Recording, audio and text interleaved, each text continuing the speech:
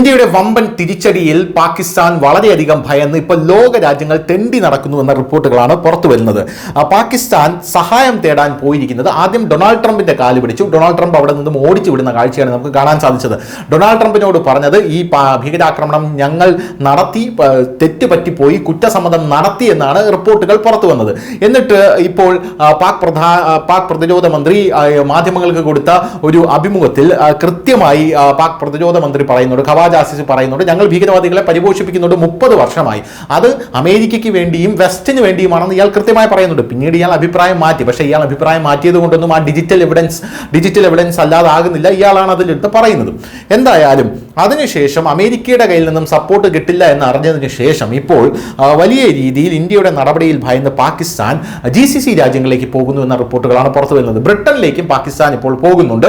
എന്തായാലും ഇന്ത്യ കഴിഞ്ഞ ദിവസം വലിയൊരു ചർച്ച താലിബാനുമായി നടത്തിയിട്ടുണ്ട് എന്ന റിപ്പോർട്ട് കഴിഞ്ഞ ദിവസം പുറത്തു വന്നിരുന്നു.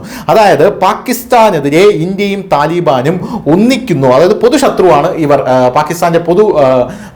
പാകിസ്ഥാൻ പൊതുശത്രുവാണ് ഇന്ത്യയുടെയും താലിബാന്റെയും. അതുകൊണ്ട് പൊതുശത്രുവിനെതിരെ അഫ്ഗാനിസ്ഥാനും ഇന്ത്യയും കൈകോർക്കുന്നുണ്ടോ എന്നുള്ള ചോദ്യമാണ് കഴിഞ്ഞ ദിവസം സകല മാധ്യമങ്ങളും ഉയർത്തിയത്. ഉന്നതതല ഇന്ത്യൻ നയതന്ത്ര പ്രതിനിധി സംഘം അഫ്ഗാൻ വിദേശകാര്യമന്ത്രി അമീർ ഖാൻ മുത്താഖിയുമായി കഴിഞ്ഞ ദിവസം കൂടിക്കാഴ്ച നടത്തി എന്ന റിപ്പോർട്ടുകളും പുറത്തു വരുന്നുണ്ട്. പാകിസ്ഥാൻ നിരന്തരം പറയുന്നുണ്ട് താലിബാനെ പരിപോഷിപ്പിക്കുന്നത് ഇന്ത്യയാണ്, പാകിസ്ഥാനെതിരെ തിരിച്ചുവിടുന്നത് ഇന്ത്യയാണ് എന്ന് കൃത്യമായി യാതൊരു തെളിവുമില്ലാത്ത ആരോപണം പാകിസ്ഥാൻ ഉന്നയിക്കുന്നുണ്ട് എന്ന് നമുക്ക് എല്ലാവർക്കും അറിയാം. ഇപ്പോൾ ഇന്ത്യ അവരുമായി കൂടിക്കാഴ്ച നടത്തിയിട്ടുണ്ട് എന്ന റിപ്പോർട്ട് പുറത്തു വരുമ്പോൾ പാകിസ്ഥാൻ പരിഭ്രാന്തിയിലാണ്.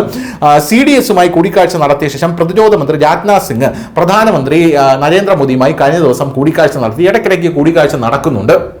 എന്തായാലും ഇവിടെ CDSുമായി കൂടിക്കാഴ്ച പ്രതിരോധ മന്ത്രി നടത്തുമ്പോഴെല്ലാം പാകിസ്ഥാൻ വളരെയധികം പരിഭ്രാന്തിയിലാണ്. അവിടെ ജാഗ്രത പാലിക്കാനായി പറയും. കാരണം ഇവിടെ കൂടിക്കാഴ്ചയ്ക്ക് ശേഷം പെട്ടെന്നൊരു തിരിച്ചടി ഉണ്ടാകുമോ എന്നുള്ള ഭയത്തിലാണ് പാകിസ്ഥാൻ ഇപ്പോൾ ജീവിക്കുന്നത്. പ്രധാനമായും പാകിസ്ഥാനിലെ ജനങ്ങൾ ഈ കറാച്ചിയിൽ 144 പ്രഖ്യാപിച്ചതിന് ശേഷം വലിയ രീതിയിലുള്ള ഭയത്തിലാണ് എന്നുള്ള കാര്യത്തിൽ തർക്കമില്ല. അതിൻ്റെ കൂട്ടത്തിലാണ് ഇപ്പോൾ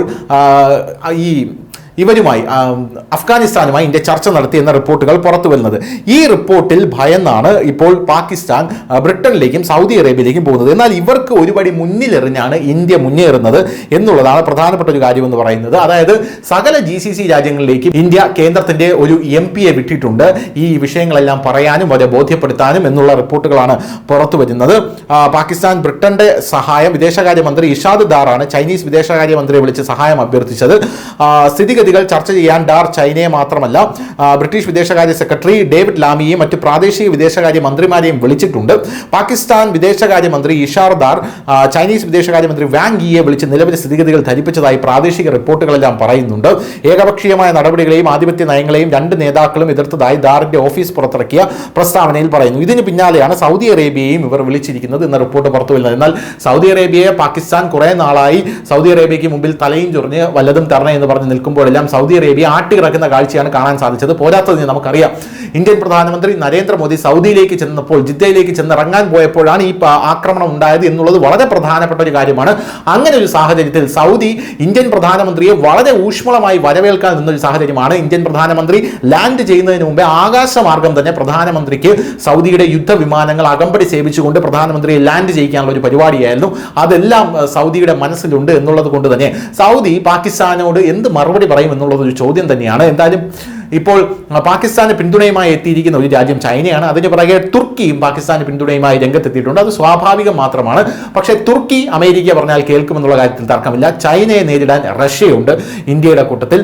എന്ത് തന്നെയായിരുന്നാലും ഇപ്പോൾ പാകിസ്ഥാൻ അങ്കലാപ്പിലാണ്, വലിയ രീതിയിൽ ഭയപ്പാടിലാണ്. ബ്രിട്ടനിലേക്കും സൗദിയിലേക്കും പല രാജ്യങ്ങളിലേക്കും ഓടി നടക്കുകയാണ്. News desk news India Malayalam.